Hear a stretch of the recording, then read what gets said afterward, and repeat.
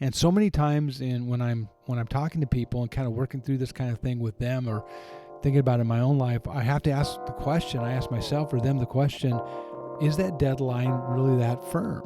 Or have you just imposed a deadline on it? Because so often what God is doing is more long-term than what we are doing. Right. This is Unhurried, and I'm your host, Doug Kyle. You know, life can feel like a race, rushing to the next thing, never time to reflect. But there is incredible value in slowing down with God to take in His perspective, His presence, His pace.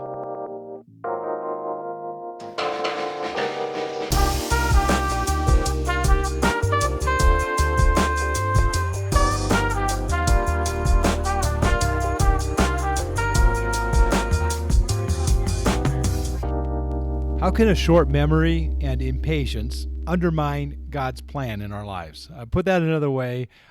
Today, I want to give you what will be, I'm predicting, your new favorite verse. This is episode 23 of season 2 of Unhurried. I'm your host, Doug Kyle. And for the next few episodes we started last week, we're kind of looking at these lessons from the desert. We're putting our feet in the desert sand of the Old Testament Israelites and learning lessons from their faith as well as their failure, from their disobedience as well as their, the positives they learned from the desert. And you know what's amazing is that their experience there is very transferable to our lives. Very much so. Yeah. So we're going to look at that. The topic is waiting well. And I want to give you, before we're done, 5 things you can do while you wait. Because that's often it's so hard to wait. But 5 things you can do to help you wait well. So welcome to our listeners and viewers. Morning, Ryan. Nice to have you here today. Yeah, this is fun. Yeah, how was your weekend? Busy. We had a busy weekend. But the kids had a playoff hockey game on Saturday, and if we won, then we were eligible to go to the championship game on Sunday, yesterday. Okay. So a lot of hockey this weekend. And how'd it go? Great. We won on Saturday. Wow. And then yesterday, they were really excited, and we were talking, doing our normal, nighttime routine and, kind of talking about the day. And so I was talking to them about the championship game, and I was like, well, there's 2 sides to every puck. There's There's 2 sides to a puck. Keep going. I don't know why that sounded good, but I went with. I don't think that's a saying, but it is now. All right, there are 2 sides to every puck. Right. So I was trying to explain to them that there's the team that wins, and then the team that loses. Okay. So I was trying to curb their enthusiasm a little bit and saying that I'm excited. We're excited. We made it to the championship, which is awesome. Mm-hmm. I said, but we could win or we could lose tomorrow. You sort of preparing them. I was trying to prepare them. Like you don't always win, right? Because as we know, my son, is very emotional. He's just an emotional guy. He wears his heart on his sleeve. Yeah. So I mean, he cried when the Toronto Maple Leafs lost a week ago. Yeah. So I was thinking in my mind, I'm going, wait a minute, I have to prepare him for this, because if I don't, we might have tears coming off the rink. This could be a rough day. It could be a really rough day for him, right? So I was trying to prepare him for that. And so they seemed to understand, what I was talking about. And they were just excited that they had made it, to the championship in their, first season. And so anyway, we got there, and the team played really, really well. It was a really good game. Obviously, both teams are really good. And we ended up getting some really good chances from some of our other players, and Evie and Remy played really, really hard too. Evie played really tough, and so it was just really good, and we got the win, and so we got to be the champions, and they got to host a little Stanley Cup and take pictures with it, and it got medals and everything. Wow. And it was really, really cool. It was a really good day. So we're kind of living the hockey cloud 9 right now. So I was joking and telling the the other coach on the team that I was like, well, it's all downhill from me. I know. You learn. It's not always like this. It's not always like this. There's an old saying, there's two sides to the puck. See? There's two sides of every puck. You're welcome. Yeah. You're going to start using that now. All right. I want someone to come up and say that to us, just randomly. You drop it in their conversation. Yeah. It'll be a saying from now on. Try it out. Okay. We'll try it out this week. Well, our update on we've been talking about this for a few weeks now, but our merch mugs are now completely gone. I still have people asking about it. I know. So same. That's good. I like it. I like it's keep them wanting more. It's, sure. It's not there. Don't take it for granted that right. you're going to be able to get a mug. Right. So they are gone. But we do have hats. And you have one on display right there. here. So if you're watching, is that on the camera angle? Yes, it is. Yeah. If you're watching on YouTube, you can see it. They're very nice hats that say Unhurried with Doug Kyle, the podcast. And we've got, I don't know, about 8 or so that we can give away. So they're a lot more limited edition than the mugs. So here's what we've been talking about this, but I think I have an idea. Okay. So I think what we want you to do, if you would like an Unhurried hat, collector's item, Unhurried ball cap, we have different styles. They're really, you can kind of pick one from, there's corduroy, there's the kind of trucker hat, there's black, there's brown, there's blue. They're really nice.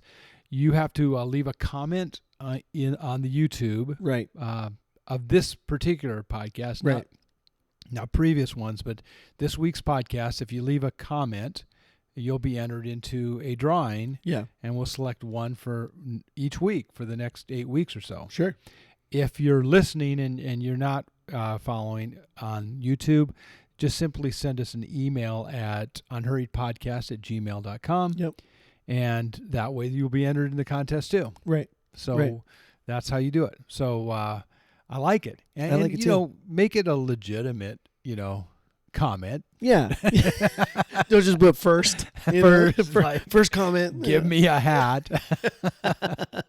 We'd like you to engage with what we're talking about. Yes. Yeah, that would be cool. That would be nice too. Right. So what's the deal? Here's what I'm thinking though. How many times can they comment? And if they comment more than once, so they get their names in the drawing more often? What do you think? I don't know. I mean, it would be cool. I mean, maybe we'll do this like, I'm just spitballing here, but maybe it's like if you leave a comment on the YouTube page and you email, then that counts as each one counts as one. All right, so you could enter twice. You can enter twice that way. That would double your chances. Yeah. I don't know. I can't think of anything else. What if they leave 2 comments on YouTube? I mean, I guess we can make a decision right now and say that counts. What if they leave 10 comments? You're just going to be spamming the comment section. Right. How about if we have a max? Yeah. Okay. What's the maximum? What would you say? 3, 4? Say 3. Let's say 3. 3 is your maximum. 3 is your max. So you can triple your chances. Right. You could leave 2 comments and an email. Yeah. And there you go. Yeah. Or 2 emails and a comment. Right. One way or the other. You can have up to you can get your name in the drawing 3 times. 3 times.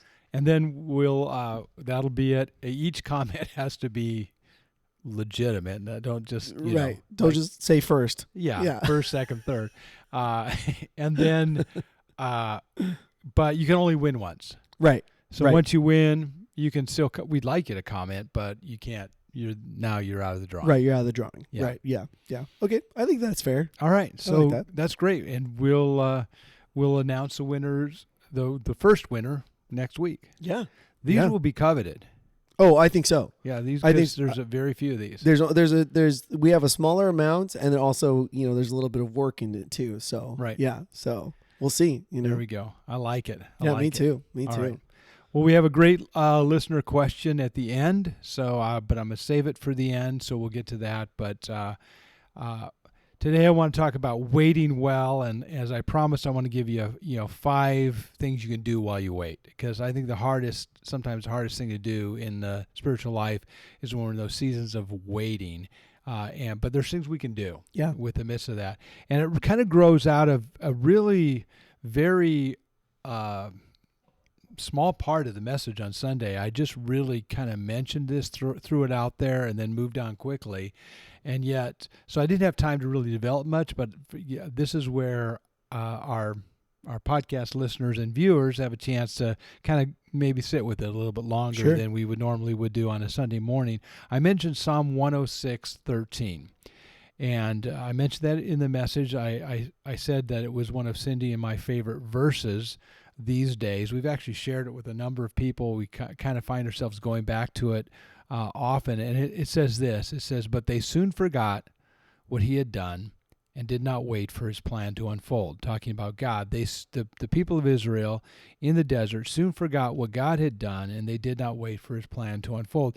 That verse actually tied in even better to the message than you might have thought when you first heard it, is because the very next verse says, "In the desert they gave in to their craving. In the wilderness they put God to test." So it really is referring specifically to the God's people, the Israelites, while they were traveling through the desert, which is really kind of part of our podcast theme here for these few months here together. And so I want to unpack that verse a little bit more, because built into it, and one of the reasons I say it could be your new favorite verse is because built into it are some really great principles about the power of waiting and what we can do with waiting and why it's so important. So a little, but I mean, even as I say that, that's got to be one of the most relatable and difficult parts of the spiritual life is when you're kind of in that in-between period, wouldn't you say? Oh, for sure. Yeah, just that waiting period, that part where you just have to trust and be faithful. I would say that's the hardest part of walking the walk, is just you're kind of in limbo a little bit, or you feel like you're in limbo, and it's real tough. It's a lot of life too. Yes, because it is. I think we feel like we want instant answers. Yes. And so many times that's not the case. Right.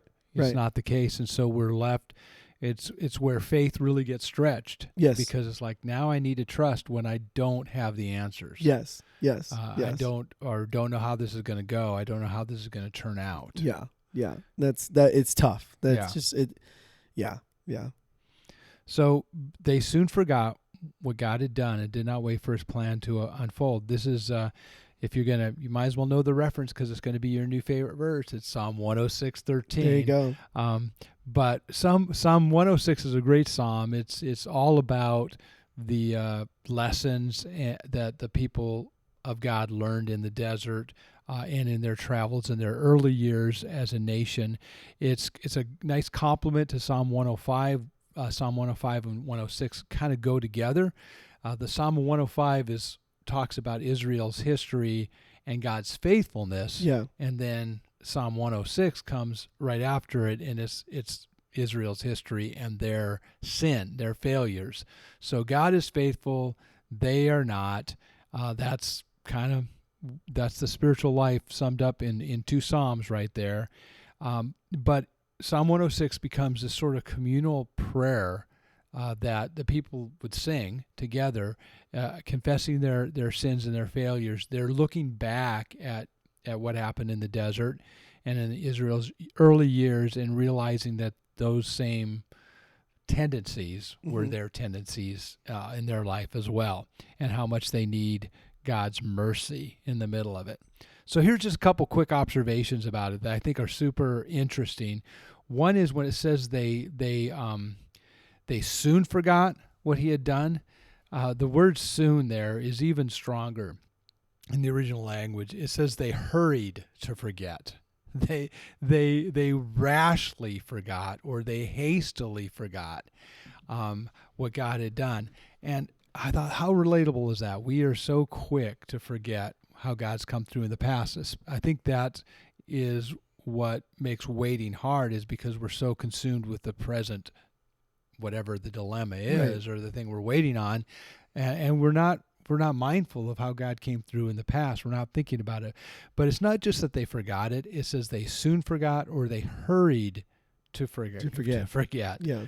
Hurry can sabotage us so much when we hurry to forget, which is one of the reasons this podcast is called Unhurried. Right. Is because hurry can so often be detrimental to us. When Yep. we're hasty, when we're rash, when we hurry, chances are it's going to take us the wrong way. Yeah. Yeah. It's going to be the wrong turn. Right. Right. Yeah. Oftentimes, with my kids, I'm in the middle of something and they, ask me to do something and I'm just like, you need to wait, and it's so difficult for them to do it. But it's like, I also sympathize with them too, because it's like when we ask our Heavenly Father to do something, or we want something, or we want an answer about something and we're waiting, that's his answer for us.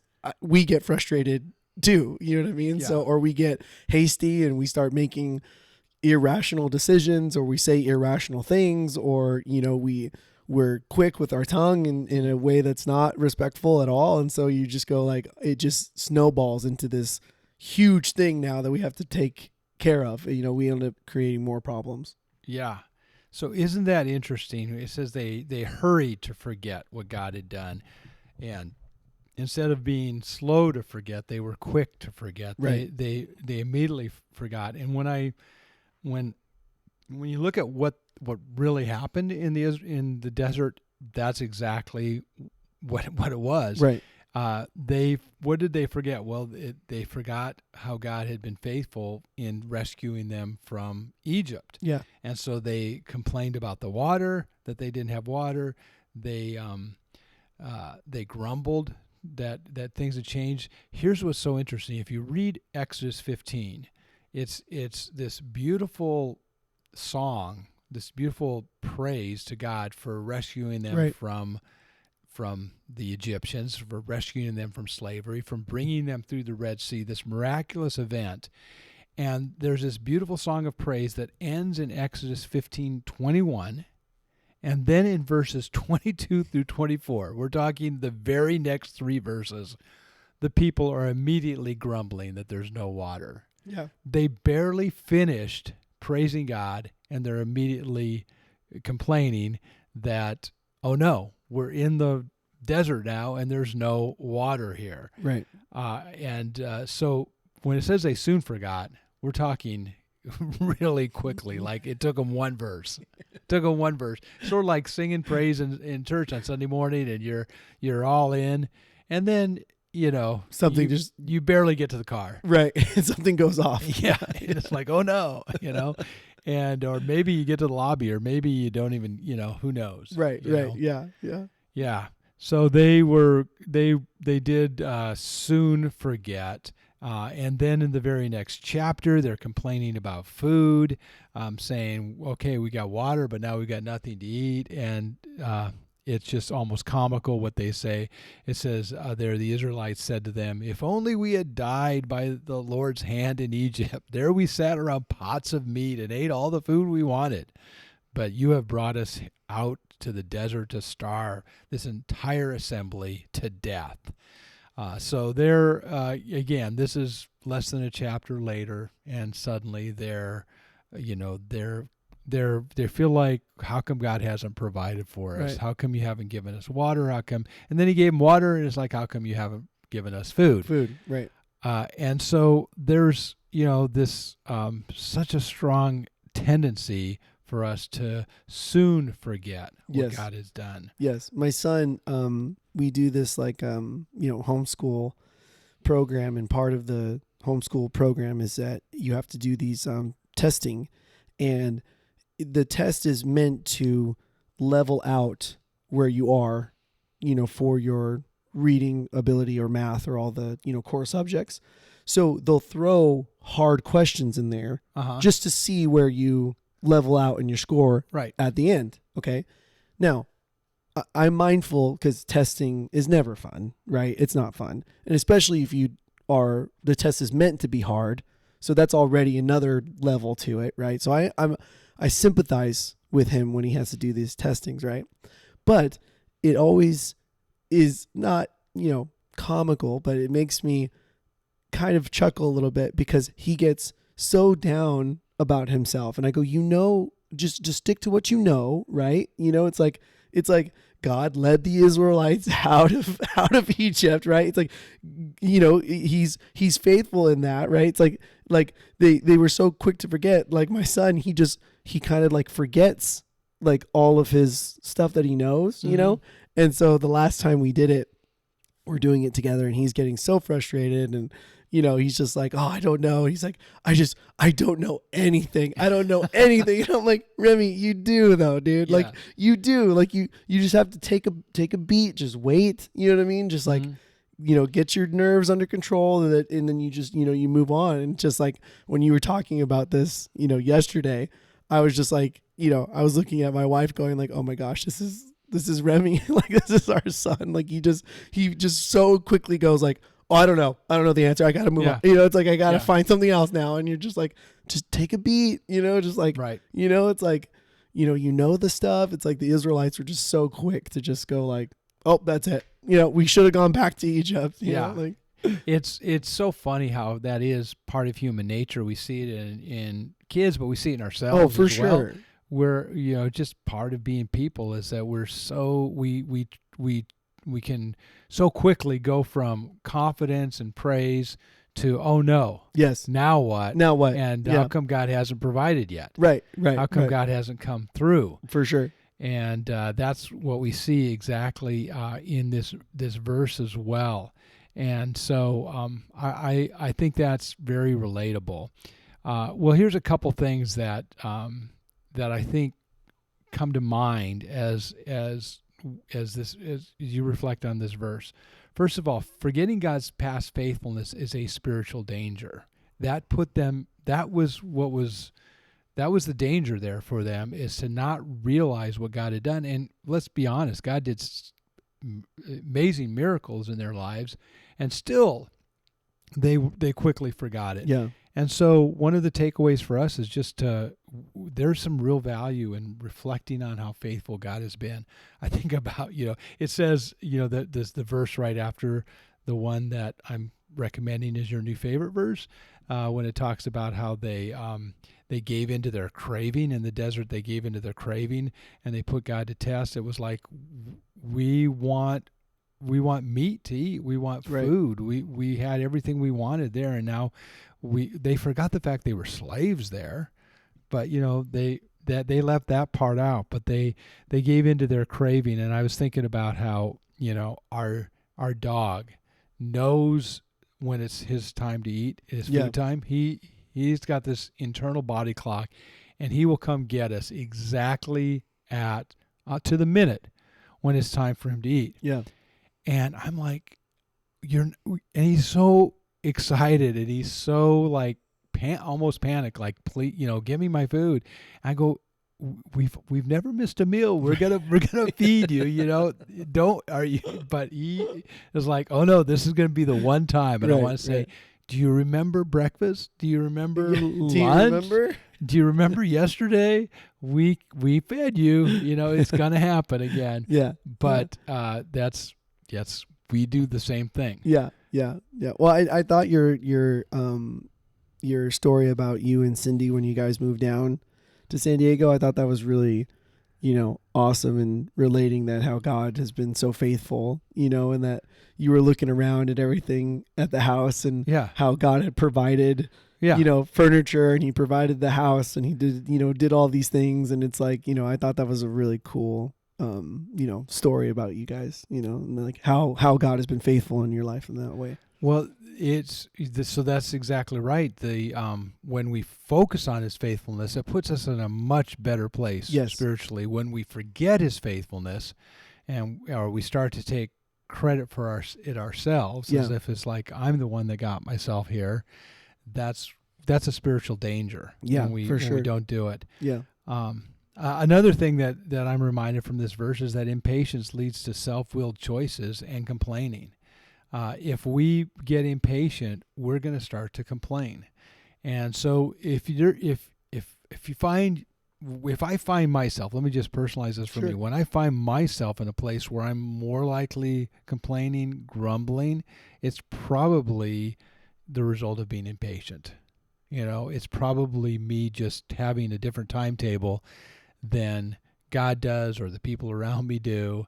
And it's that's a good indicator that I'm not in a good place spiritually. I start, that's what the people did. They immediately started complaining, and that's what we do as well. Yeah. Yeah.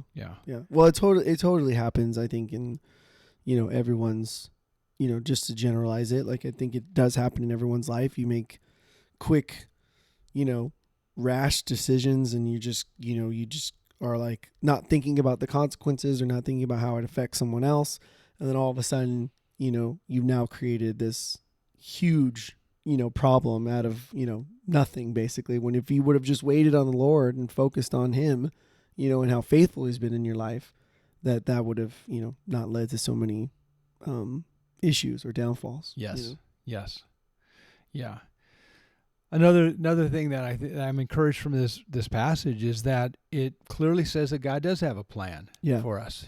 So I think we need to rest in that and be strengthened by that. God has a plan for us. When it says we did not wait for his plan to unfold, it assumes he does have a plan, right. And it just hasn't unfolded yet. It's still maybe unseen, or it hasn't been revealed yet. It hasn't opened up yet. So as a matter of fact, if you look at the way the structure of this verse is put together, from a Hebrew structure, the phrase "soon forget" goes with "do not wait."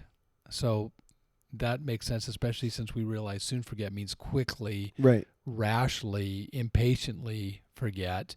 That goes with that. But then the end, what he has done, goes with his plan to unfold. Yeah. So his plan for the future is connected to his purposes in the past, or what he's done in the past.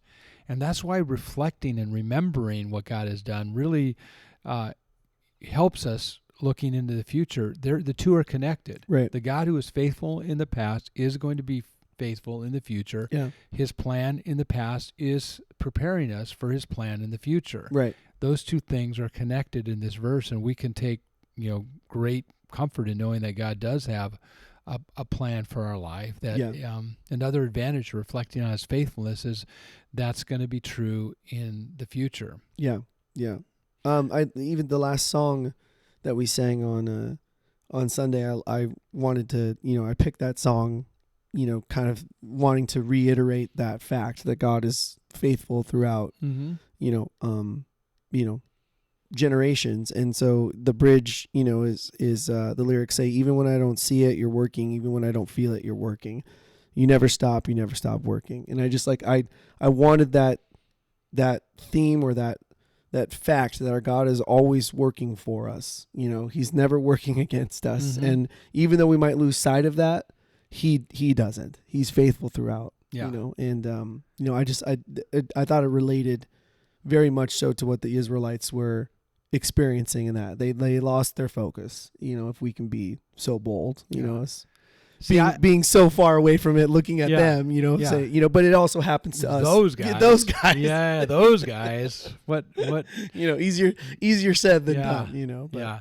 No, I that's a really cool observation. I don't know if a lot of people realize that or not, is how much thought goes into the songs you pick on Sunday morning, both kind of in preparation for the message, and certainly, I should say, especially the one that goes right after the message is kind of really meant to kind of cement what we've been talking about. So it's a little tidbit for our listeners. Yeah, there you go. If you're here on a Sunday morning, pay attention to the final song, because it is almost always something that's underscoring, kind of reinforcing something we've already talked about, or kind of putting it in a fresh, relatable light. Yeah, and that's what I would like, and I hope that people, who call our church home or are visiting our church, I hope that they grasp that. That would be my hope, is that we are working together in focusing our hearts and our minds on Christ, and also, what he's done for us, time and time again, and whatever theme we're in, or whatever sermon series we're in, I want to bring that focus, back to that. So God has a plan, and his faithfulness in the past should encourage us for his faithfulness in the future. Yes. There's one other thing that just strikes me from this verse, and maybe one of the reasons I call it one of my favorites these days, is because we so often adopt artificial deadlines. I think this is really kind of worth thinking about. we so often adopt artificial deadlines. The reason that we're not waiting for God's plan to unfold is because we sort of think it should have happened already. Right. And so many times that's just an artificial deadline. It's just something that we have imposed on the situation as if God should have come through by now, or I wish he would have come through by now, or if he was faithful, he would have come through by now. But and we can make a really good case why it should have happened by now. We usually have a really logical argument, but it's all based on our timeline rather than God's timeline. Right. And it feels like a hard deadline.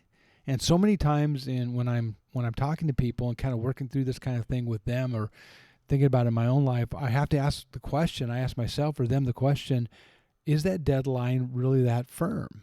Or have you just imposed a deadline on it?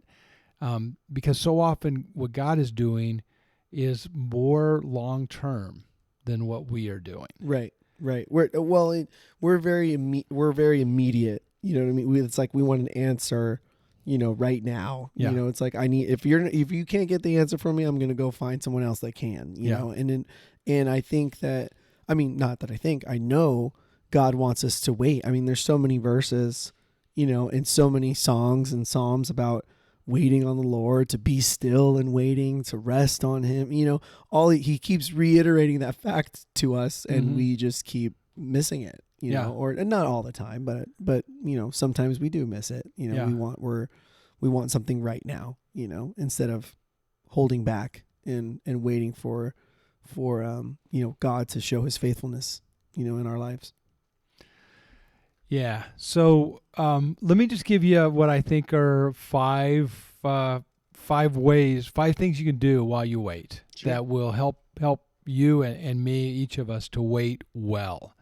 The first thing is to reflect on God's faithfulness, to take time to think about it. If the danger is forgetting his faithfulness, then the benefit will be remembering his faithfulness. So that we don't fall in the same trap, what if we took time to really reflect on how faithful God has been? And some people are journalers. Some people like, writing this stuff down, taking, either mental snapshots or just ways that they kind of record it.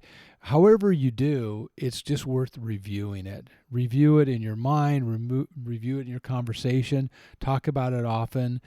Maybe write it down and then go back and read it. And I came across some a kind of a journal that I kept when I was in college for a short term, the semester abroad that I did, or actually just a different part of the country.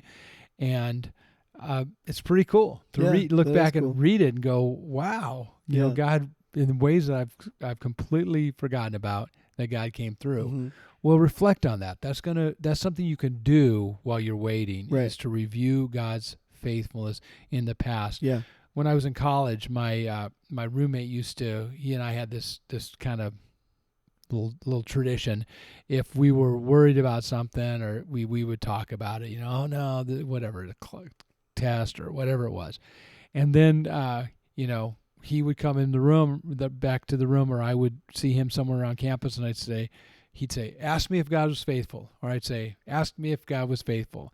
And then we'd always, play the game. Is God faithful? And then the other one would say, yeah, this is what happened, But just reviewing God's faithfulness in our lives becomes a really valuable thing, especially during those periods of waiting. Yes. Yeah, very much so. That's awesome. Yeah, Mandy and I talk about that all the time, how God was so faithful when we first, got married, and how we started from very humble. Mm-hmm. When you just get newly married and you're fresh out of college, and she was working on her getting her credential, and so and I was a musician. I was playing a lot of gigs and stuff like that, and we just never, it's not that we didn't worry, we just knew that God would always provide for us. And then things would get a little tight, and we'd I don't even know if I should share this or not, but like we there was a movie theater right by our apartment when we first got married, and they were having like a summer deal where you could get an icy, and you had to buy the icy, like contain, drink, and then you'd get like a bucket of popcorn. Yeah. Okay. And you could refill it for $6. I think I know where this is going. Keep going.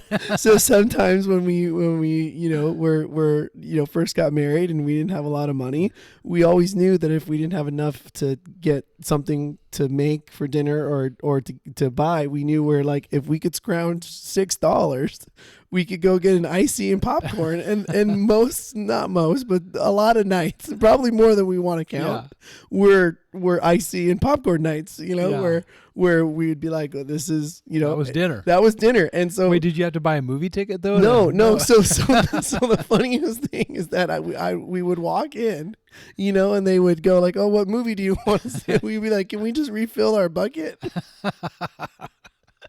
But we talk about it so often. It's become, we laugh about it now, and the Lord has provided so much for us and for our children now. But we talk about it a lot, where we go like, hey, if we can just find $6, we can go get a bucket of popcorn. Right. Yeah. You know what I mean? Like, I mean, that's where we started. So, I don't know. No, those are great stories. Those are the stories that, and in hindsight, you look back. I mean, at the time it felt desperate.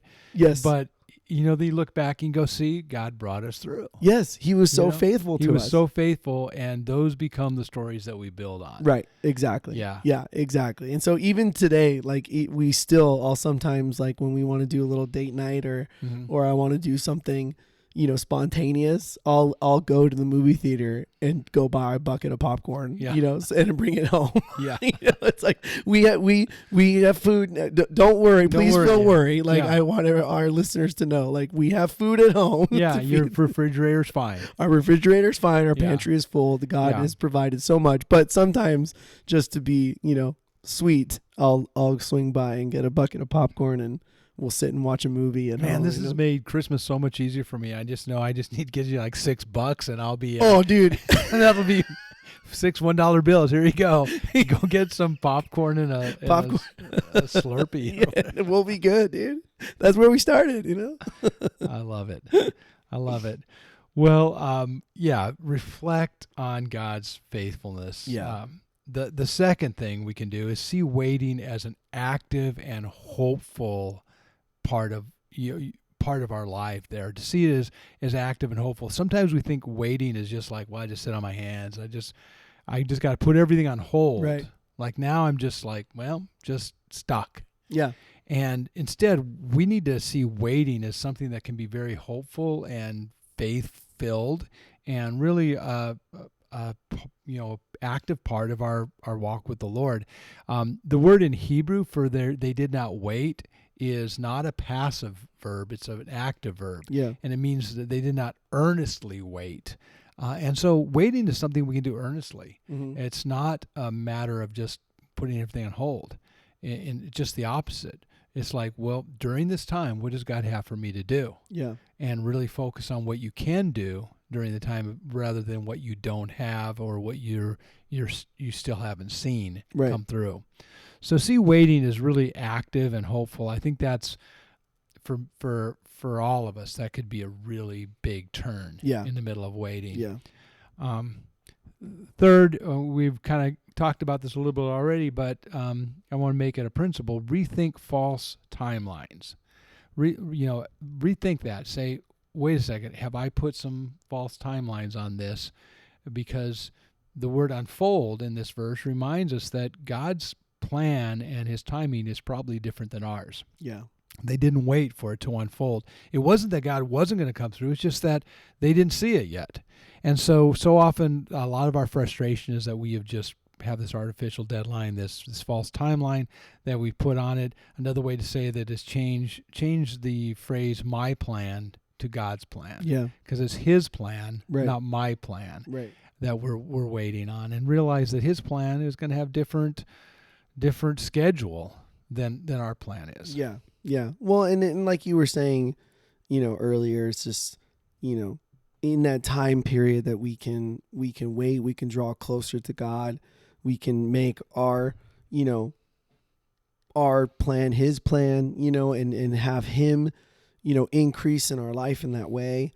and in our family's life. And so, we can kind of refocus our thoughts and our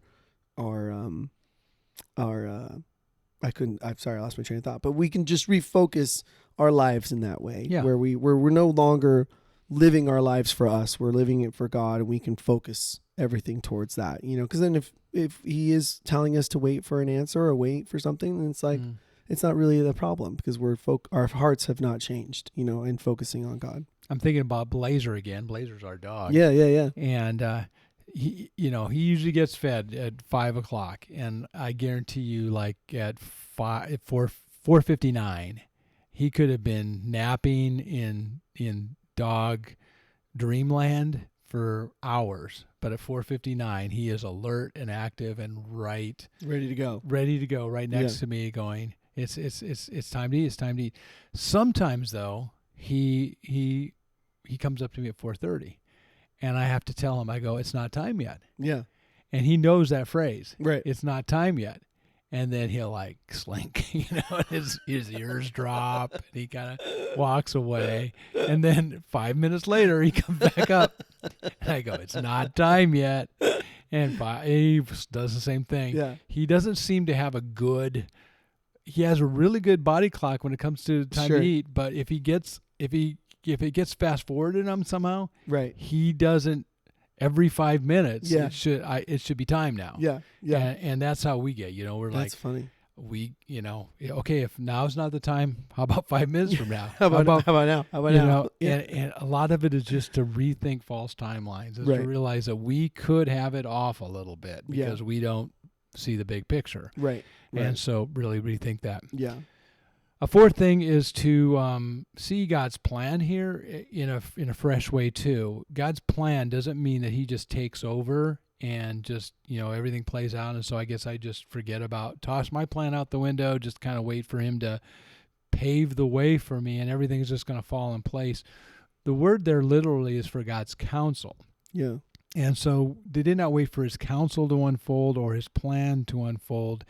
It involves more than just him paving the way or opening the way or leading through it, but it's really his counsel, which is his word. Right. So he gives us wisdom along the way, but we're waiting for his wisdom, but that involves us acting on it too.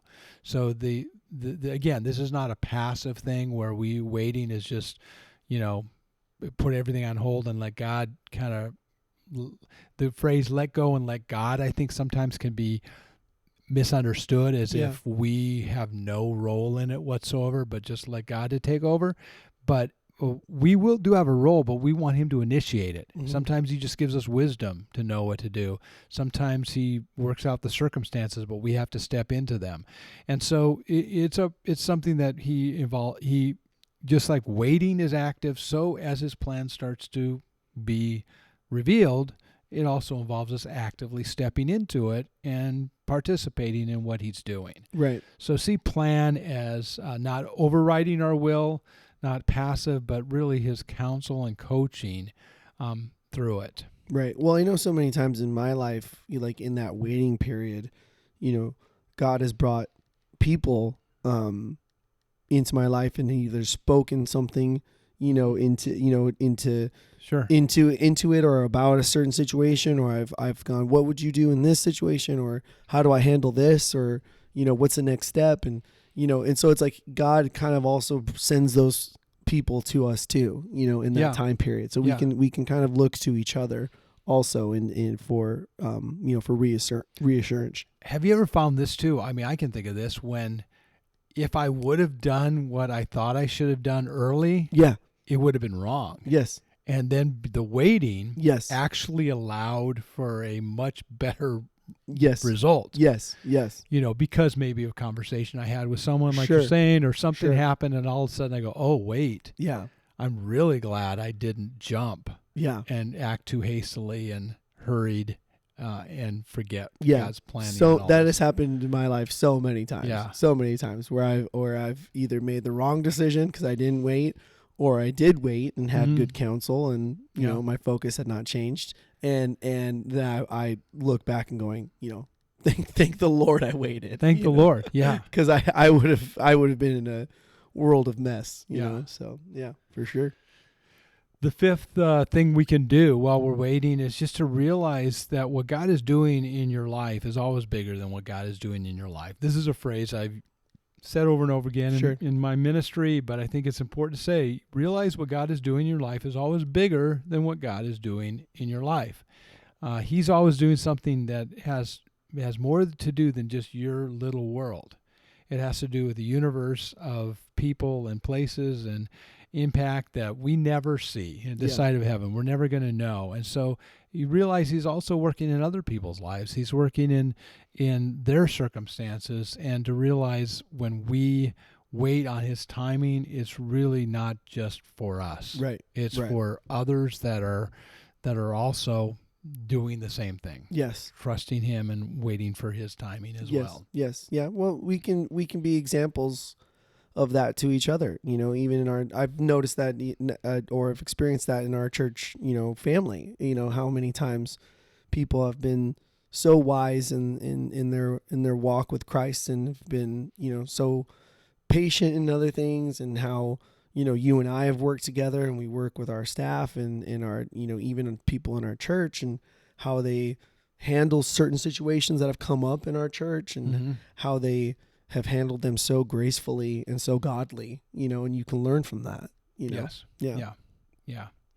So really in summary then, I was going to say real quick, but this is Unhurried, so we're not going to do it real quick. No, you know, that's come the on whole now. point. Yeah, It's come not on. supposed to be real quick, but in kind of summary, you know, what can you do when you're waiting? What can you do when you feel frustrated and you're like, God's timing doesn't seem to be in sync with yours? What can we do? Well, there's at least 5 things. We can reflect on God's faithfulness in the past. You know, don't forget that. Right. Reflect on what he's done. You can see waiting as something that's active and hopeful, something that you're engaged in. You can focus on what you can do. You can rethink your false timelines and say, maybe I've got this, you know, this is more my plan and not God's plan.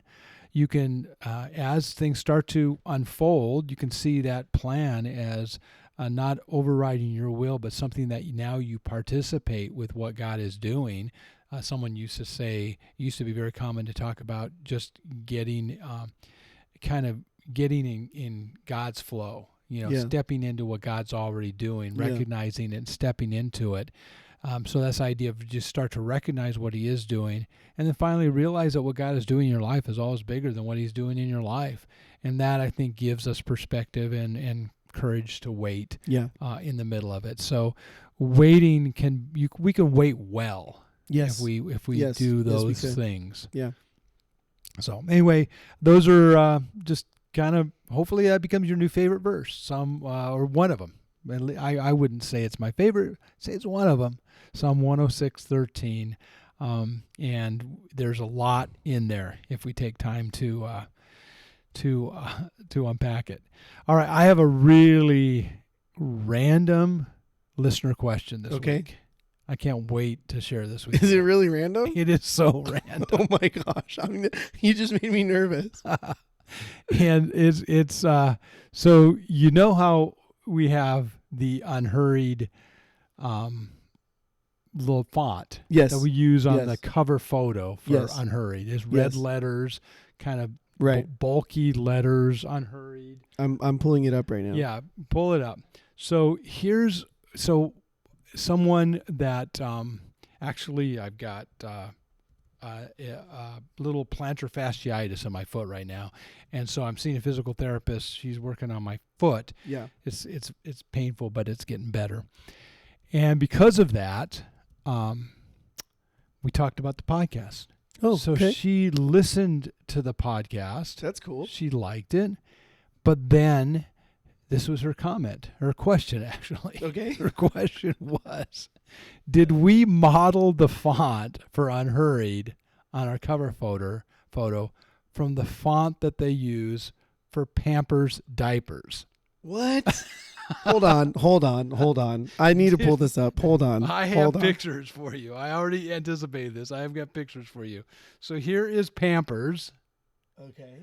I don't know if the. I don't I'm know pretty if they sure can they're see it. not going to be able to see I can that. also get a picture too, and I'll put it in. Yeah, you can put a picture in and then here's Unhurried. Come on. I mean, I what? don't even see any similarity whatsoever. Do you even see what they're saying? No. And first of all, first of all, it's Noah, not us, but Noah's the one that put this together. He was going, you know what? Noah's a single guy, has no kids. Sure, no, he's got no kids. He has the diapers are not a part of his world whatsoever. And he's going to go, you know what? I like the way they did that font for Pampers. Diapers. I think I'm gonna make it for Unhurried. I don't know. I don't see it either, but I think it's her world. I think it's because she has young kids. Right. I just think that just is more revealing of her than it is of us. If anything, though, you see because here's the thing: Pampers, the only letter that is in both words is the R. Yeah. So look at the R. Okay. I have it right. If you look at the R and you look at the R here, she might be right. Come on. I'm not giving it to her. Oh, R and the E. So look at the E too. Yeah. I mean, Pampers isn't bolded and ours is. Yes. So that does change it slightly. Yeah, and we have the Pampers is white and this is red and we have white outline around it.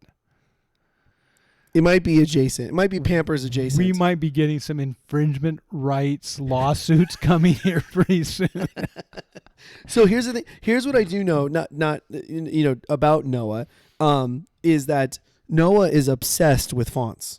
Yeah. So I when we first started working together, I got him a book. Mandy actually found it for me. And it's I think it's like, I want to say it's like 1,000. Fonts, and it's in like detail of like it explains each font and it'll give it credit to like the creator of these fonts. He probably loved it. Oh, he said it. He said it was one of the best gifts. Not to toot my own horn here, but wait till you get $6 for Christmas. That's gonna be a much better gift. Oh, yeah, that'll be the best. Yeah, $6 $1 bills. $6 $1 bills. Popcorn's on me, baby. Yeah, let's go. No, yeah, but until that, this is one of the best gifts ever given. Yes. But like I said, he's obsessed with fonts. I just know that about him. And so Mandy and Noah, their little quirky relationship is that they'll send fonts back and forth to each other of of pictures of things. And like, have you seen this font? Like, have you seen this one? Have you used this one? And he'll send things back or like, oh, I'm going to use that on the next series. So what we need to do is we need to get in touch with Noah. We got to get in touch. We'll get in touch. Find out the backstory of the font. Yes. Because he has one. I'm going to say 99.9% chance it has nothing to do with Pampers. No, it's got nothing to do with it. It has nothing to do with it. But I think this young mom who's my physical therapist right now is maybe that's just her world. Sure. I'm just going to say that's her world. Hey, yeah. It says more about her than about us. I never picked up on it either, but I'm also one of those guys that gets the diapers in the mail or whatever or from the store, and I just rip the box open and I'm just like, listen, I'm not paying attention to it. It's just not my world. So I thought that when she asked me that, I thought, what? That is so funny. I don't think so. She's right about the R though. The R is similar. The R is. I got to give her that. You got to give her that. Yeah. And like I said, bolded, I don't know, because it changes the colors. Yeah. Or it changes the font a little bit. So right. She might be right. That's got to qualify as the most random question we've gotten so far. That is in awesome. Listener question. Yes, that is awesome. I actually did get one other question. It was just verbally on Sunday morning. Someone before I could even say hello to them said, "How do I get my hat?" Hey. So just to explain it again, if you want to get one of our Unhurried hats, there just leave a comment. Up to 3. Up to 3. If you can leave 5 comments. We're only going to give you 3 chances. Up to 3 comments on this week's episode, as well as send an email to unhurriedpodcast@gmail.com. Yeah. Also, you don't have to do it if you want to. I mean, if you just want to give us a comment, Sure. that's always welcome. That's always welcome. Even too. if you don't want a hat. Sure. You know, Sure. we still love your comments. We like your likes. Yep. We're happy when you subscribe. Very so much appreciated. Please do that as well. That would be great. Well, hope this has been an encouragement to you. It's really built upon a deeper dive into a message I gave on June 8th, 2025 called The Quicksand of Success. If you'd like to listen to it again, you can find it at greenvalleychurch.com or our YouTube page. So thanks, Ryan, and thanks for our listeners who are following along. Until next time, this has been Unhurried with me, your host, Doug Kyle. I look forward to talking soon.